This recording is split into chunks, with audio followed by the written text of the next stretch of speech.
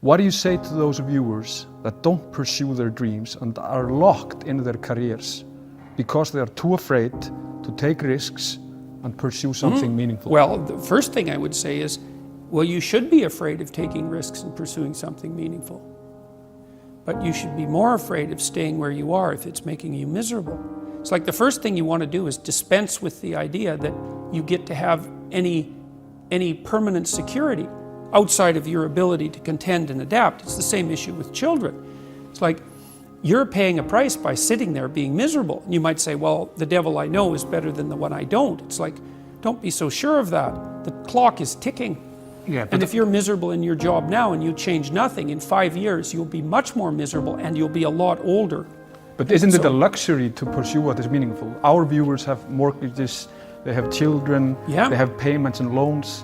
It's a luxury to pursue because we lack the resources. Well, I don't remember now, I'm not talking about what makes you happy. It's a luxury to pursue what makes you happy. It's a moral obligation to pursue what you find meaningful. And that doesn't mean it's easy. It might require sacrifice. If you need to change your job too, let's say you have a family and children and a mortgage, you have responsibilities. You've already picked up those responsibilities. You don't just get to walk away scot-free and say, well, I don't like my job, I quit. That's no strategy.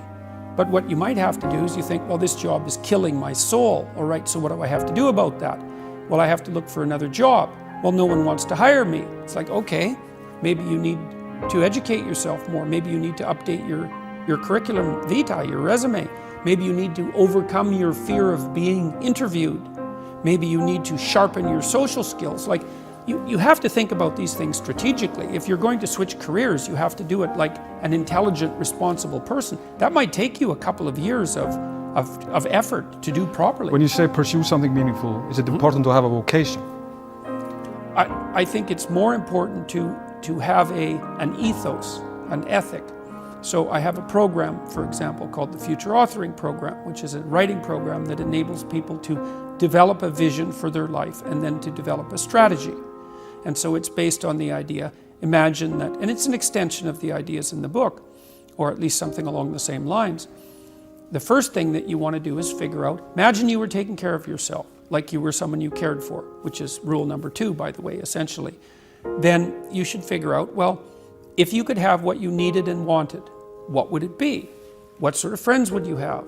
What would your family relationships look like? How would you conduct yourself with your children? How would you educate yourself? You need to think through how it is that your life could be properly arranged if you had that ability.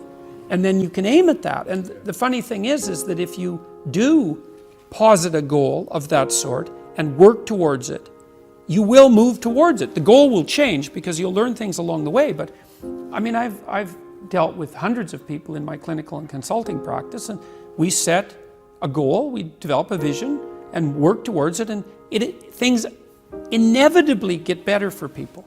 So it's not a luxury, it's difficult. It's a moral responsibility, and it isn't happiness. It's not, the pursuit isn't for happiness. It's a moral responsibility to pursue what is meaningful. Absolutely. Yeah.